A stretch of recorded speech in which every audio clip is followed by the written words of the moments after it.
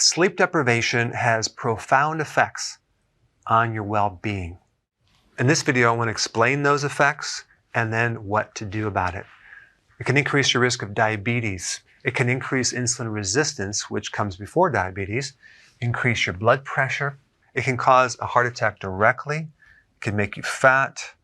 It affects your mood, puts you in a state of depression, anxiety, worry. It can increase your risk of getting a stroke. It can make you more susceptible to injury and getting in an accident. It also decreases your attention, your focus, and your memory. And it severely affects your mental state and even your vision. Other than that, it won't affect any other part of the body and you have nothing to worry about. But what is the actual root cause and why can't people sleep? And the number one thing behind having a sleep problem is being in flight or fight mode, okay? Being in the flight or fight is like being chased by a tiger.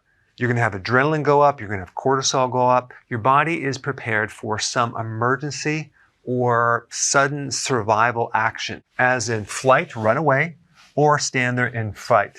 Try to sleep if you're running away from something or you're fighting something. Now, this mechanism is part of something called the sympathetic nervous system. And by itself, it's really just sending signals to certain muscles and glands, which actually have the ability to contract hormones, and it'll affect the muscle called the diaphragm that affects your breathing. So the actual reason why you can't sleep has to do with increased muscle tone. So there's certain muscles in your body that will not let go.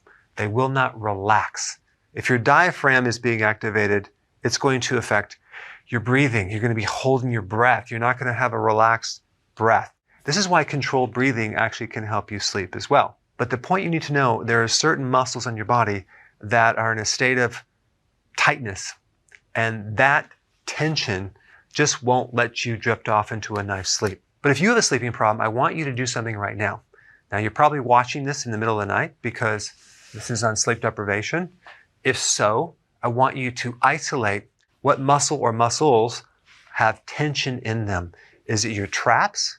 Is it your lower back? Is it the muscles in the front part of the chest? Is it the muscles in the abdomen through here? Is it the legs? Is it your hip? Make mental note. All right, so now that you identified what muscles that are tight, this is the technique, and it's a bit counterintuitive. You want to locate the muscle tightness, and then you want to stretch the opposite muscle. Okay, now, what does that mean? Well, let's just pretend that your trap muscles up here are tight. You know, you're like this, okay? So your trap muscles raise your arm like that, right? So the opposing muscle would be the muscles that bring your arm down. They're called the lats. They're underneath the arms. I put a little chart down below. But here's what you want to do. You just want to stretch the opposite muscle. So in the example of the traps, you're going to stretch the lat. So you would take the top of a door or a bar at the gym and stretch. Okay, you're going to stretch the opposite muscle. What's going to happen is going to melt these traps. And the more that these muscles relax, the better you're going to sleep.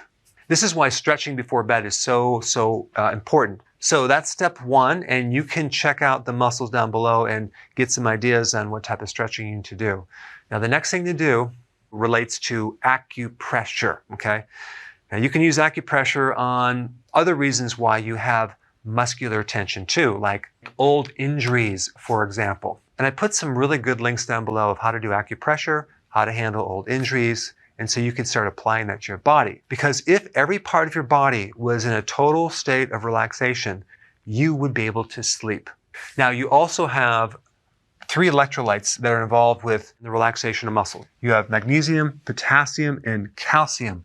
So if you are low in electrolytes, that can also affect the muscle relaxation. All right, guys, so go ahead and try this, apply it, comment down below, and check out some of these videos on the screen. I'll see you next time.